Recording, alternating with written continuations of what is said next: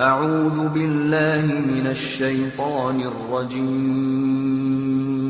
بسم الله الرحمن الرحيم. Teman-teman yang dirahmati Allah, tuh kan Al-Ghani, Al-Khafi, At-Taqi. Empat karakter ini kalau ada pada diri seseorang, sa'idun, orang yang paling bahagia. Apa mukmin? Orang yang selalu percaya sama Allah Subhanahu wa taala.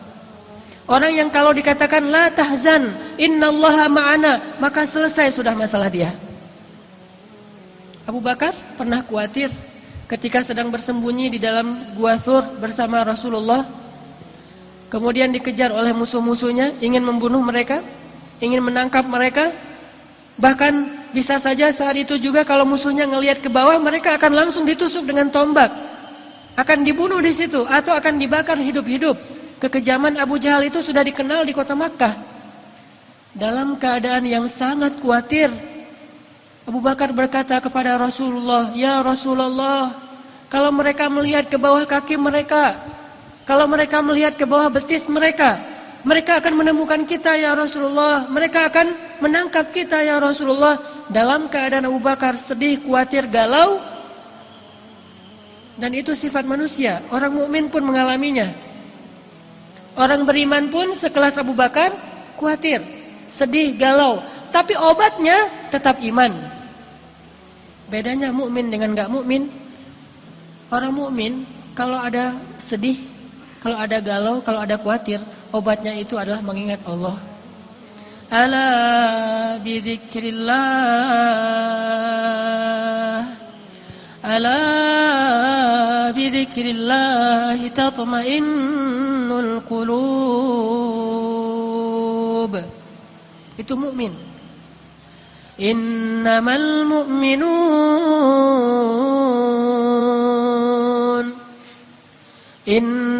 mu'minun alladzina idza dzukirallahu wajilat qulubuhum wa idza tuliyat 'alaihim ayatuhu zadatuhum imana wa 'ala rabbihim yatawakkalun.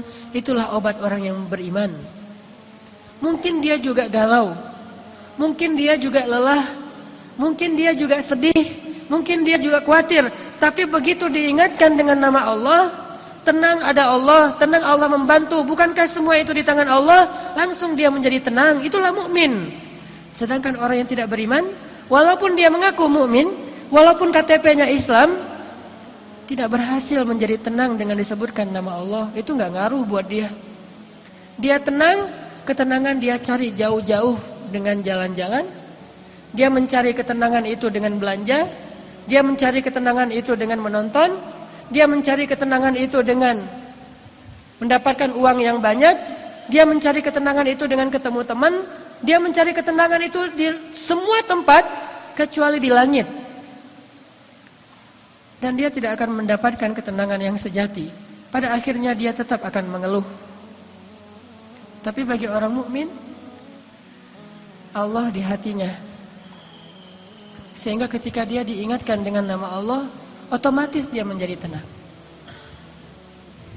Ya Abu Bakar, kata Rasulullah, ma dhannuka bisnain, Allahu thalithuhuma. Ya Abu Bakar, kata Rasulullah, kenapa engkau berpikir kita hanya berdua ya Abu Bakar? Bukankah Allah yang ketiga? La tahzan, innallaha ma'ana. Jangan sedih, jangan khawatir wahai Abu Bakar. Sesungguhnya Allah bersama kita. Langsung tenang Abu Bakar As-Siddiq. Qalban syakiran. Ini mukmin. Kata Nabi, orang yang paling beruntung mukmin, ghaniyun. Mukminun ghaniyun khafiyun taqi. Mukmin orang yang kalau diingatkan dengan nama Allah tenang. Kalau dikembalikan kepada Allah suatu urusan, beres. Kadang-kadang ada masalah, namanya manusia. Coba teman-teman perhatikan pembukaan dari surat Al-Anfal. Apa isi dari pembukaan surat Al-Anfal? Yas'alunaka 'anil anfal. Isi dari pembukaan surat Al-Anfal itu adalah keributan antara para sahabat. Dan yang agak-agak unik, ributnya itu masalah duit lah gitu. Masalah harta, masalah ghanimah. Bayangin sahabat senior, muhajirin, ahlu badar, ikut perang badar, bisa-bisanya juga ribut hanya gara-gara masalah ghanimah. Itu kan, tapi itulah manusia. Dan itu bisa jadi bahan ribut semua orang, baik dia orang yang solih atau apalagi nggak solih, sama. Masalah warisan, masalah pekerjaan, masalah dagang, masalah bisnis, masalah transaksi, kelas ribut, itu wajar, manusiawi. Tapi yang hebat dari orang mukmin, ketika diingatkan dengan nama Allah, katakan ghanimah itu milik Allah dan Rasul, beres semua urusan mereka. Jadi mukmin itu bukan tidak pernah khawatir, nggak pernah galau, nggak pernah sedih. Karena itu sifat manusia. Tetapi menjadi manusia saja kita tidak bisa bahagia. Hanya bermodalkan manusiawi kita nggak bisa bahagia. Harus plus manusia plus iman baru bahagia.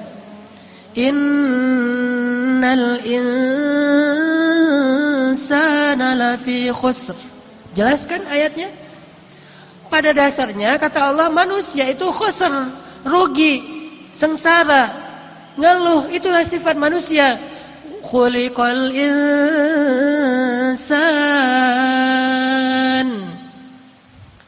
halu'a, itulah manusia. Idza massahu syarru jazu'a wa idza massahul khairu manu'a. Kalau kita cuma pakai modal manusia, manusiawi kan sedih, ya manusiawi. Manusiawi enggak sih ngeluh, ya manusiawi. Manusiawi enggak sih marah, ya manusiawi. Tapi tahukah kita, manusia itu khusr. Kalau cuma pakai modal manusia, kita lebih sering sengsaranya daripada bahagia. Khusr. Halu'a. Idza massyar jazu'a. Wa idza massahul khair manu'a, sama aja. Dikasih ujian jazu'a, dikasih nikmat manu'a. Dikasih ujian dia ngeluh, dikasih nikmat juga dia ngerasa kurang. Itulah insan. Makanya Allah katakan wal 'asr innal insana lafi khusr. Demi masa artinya sepanjang hidup, demi dunia, demi umurnya manusia, masa, waktu yang kita lalui, demi umurnya manusia, dari sejak dilahirkan sampai dia wafat, kalau dia cuma jadi insan, pasti lafi khusr, pasti dalam keadaan sengsara, rugi. Kecuali illalladzina amanu, kecuali kalau dia beriman. Jadi nggak cukup teman-teman kita menggunakan alasan manusiawi. Namanya manusia kan memang gitu, iya, tetapi khusr. Kalau mau falah, kalau mau beruntung, maka dia harus menambah, mengupgrade statusnya dari sekedar insan menjadi mukmin, baru dia menjadi orang yang lebih falah. Ulaika ala hudam min rabbihim wa ulaika humul muflihun. Kalau dia yu'minun, beriman, baru dia menjadi orang yang dapat petunjuk dan baru menjadi orang yang muflihun, orang yang bahagia. Kalau dia yu'minun, itu jelas pembukaan surat Al-Baqarah. Jadi kita harus mengupgrade status kita sebagai insan menjadi manusia yang mukmin. Illalladzina amrahu kullahu khair. Idza massahu sarra syakara fakana khairan lah. Wa idza massahu darra sabara fakana khairan lah. Wa laisa dzalika illa limu'min. Menakjubkan sekali urusan orang yang beriman. Semua urusannya adalah baik. Coba perhatikan, semua urusannya adalah baik. Semua. Siangnya baik, malamnya baik, hujannya baik, panasnya baik, sakitnya baik, sehatnya baik. Mudanya baik, tuanya baik, semua urusannya baik.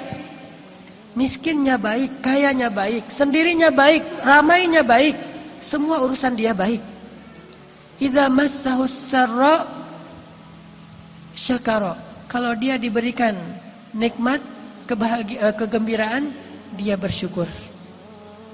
Dan itu kebaikan bagi dia. Kalau Allah berikan dia ujian, dia bersabar. Dan itu kebaikan bagi dia. Beda banget kan dengan orang yang manusiawi banget. Manusia dikasih ujian, mengeluh. Dikasih nikmat, merasa kurang. Mukmin dikasih nikmat, bersyukur. Dikasih ujian, bersabar. Semuanya baik. Makanya Nabi bilang, mukmin itu bahagia karena dia percaya sama Allah Subhanahu wa taala. Gak ada sengsara. Sengsara langsung diobatin. Ngobatinnya itu gampang, recovery-nya itu gampang. Mukmin. Yang kedua, kata Nabi, selain mukmin, ghani. Yang tadi saya bahas, ghani itu orang yang hatinya selalu ngerasa cukup, kaya hatinya. Naul nafs, kaya jiwanya. Bukan hanya kaya hartanya.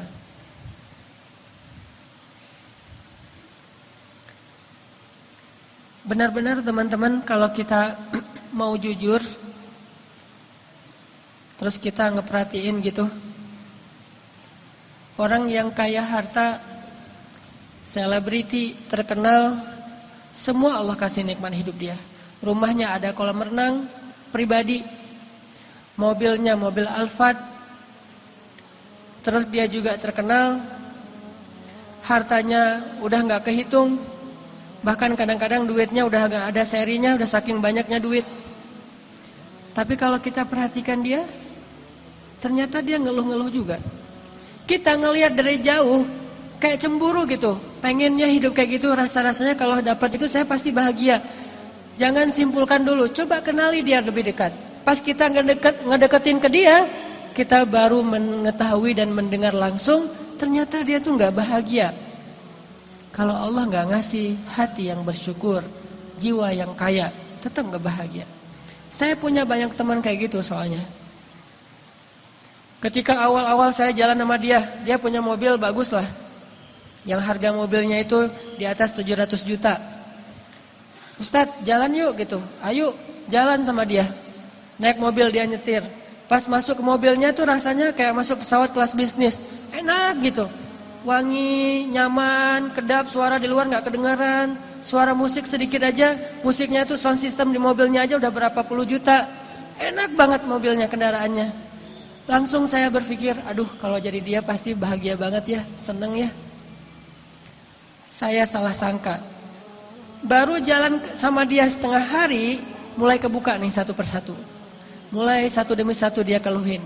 Mulai dari ngeluhin kerjaan, mulai dari ngeluhin harta aset-asetnya, ngeluhin keluarganya, ngeluh. Yang pada akhirnya dia bilang apa? Saya ngelihat Ustadz kayaknya anteng, tenang gitu, saya cemburu sama Ustadz. Dia cemburu sama saya cemburu sama dia. Itulah insan. Dia cemburu sama saya karena dia juga gak tahu saya. Dia ngelihat saya tenang-tenang aja, kayaknya hidupnya damai gitu. Saya cemburu kepada dia karena saya lihat hidupnya terfasilitasi banget, kayaknya semuanya bisa. Itulah insan. Selalu cemburu dan selalu manu'a, merasa kurang aja. Tapi kalau kita ketemu sama orang yang beriman, dia gak akan pernah cemburu dengan kekayaan kita.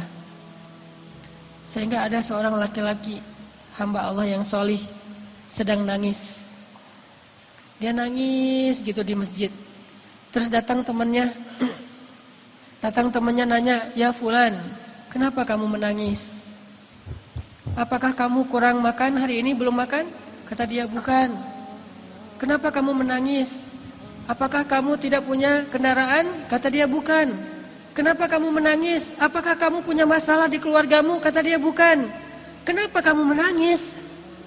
Ditanya semua masalah dunia, kata dia bukan. Apakah kamu lagi sakit? Kata dia tidak. Ma yubkika ya akhi, kenapa kamu menangis wahai saudaraku? Kata dia, hari ini saya bertemu dengan beberapa orang yang mereka sedang saya sedih dan menangis karena saya tidak termasuk di antara orang-orang soleh yang berpuasa. Kemarin saya bertemu dengan saudara-saudara saya yang malamnya mereka tahajud. Saya menangis sedih karena saya tidak termasuk di antara ahli tahajud.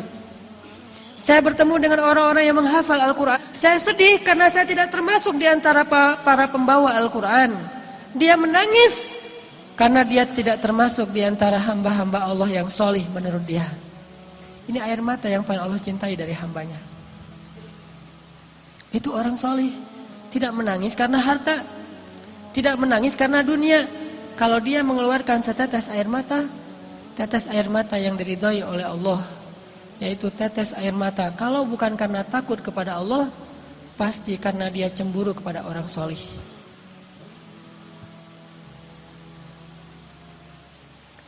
Makanya teman-teman, hari ini coba kita booster diri kita nih. Kita muhasabah diri kita. Kita renungkan diri kita. Kenapa saya merasa jadi orang yang sengsara? Apakah Allah kurang ngasih nikmat? Kenapa saya kayak ngerasa Allah itu curang sama saya? Apakah Allah benar-benar curang kepada kita? Ya ayyuhal insan, ma gharraka bi rabbikal karim. Apalagi yang membuat kamu merasa Allah curang sedangkan Allah Maha Karim, Maha baik? Karim dalam bahasa Arab artinya jawad. Kalau ngasih itu enggak tanggung-tanggung, banyak itu karim. Ngasih kebaikannya itu banyak, itu karim. Rabbikal karim, ma gharrak. Kenapa kamu malah berpaling dari Allah? Pasti penyebabnya kurang iman, kurang kaya jiwanya, kurang takwa amalannya, dan kurang ikhlas dalam ibadahnya. Tidak mukmin, tidak ghani, tidak taqi, tidak khafi. 4 inilah yang membuat seseorang bahagia. Dia percaya sama Allah, Allah cukup buat dia. Hasbi Allah, hasbi Allah. Bukan cuma lisan, bukan cuma mengatakan hasbi Allah 1000 kali sehari, tapi hasbi Allah dia sekali saja, itu dalam hatinya, bukan di lisannya. Cukup bagi saya Allah, selesai sudah urusan. Bukan berarti dia menutup diri dari manusia. Kakek tahu cerita Nabi Ayub? Kata kakek ini, saya tahu Nabi yang Allah angkat nikmat-nikmat. Yang pertama diangkat nikmat harta, yang kedua nikmat fisik, yang ketiga nikmat keluarga. Satu persatu anaknya diwafatkan oleh Allah. Memangnya kenapa?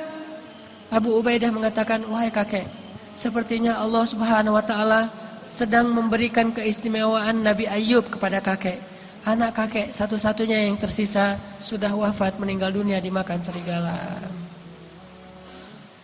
Mendengar berita duka ini, kakek ini mengatakan, alhamdulillahi ala kulli hal.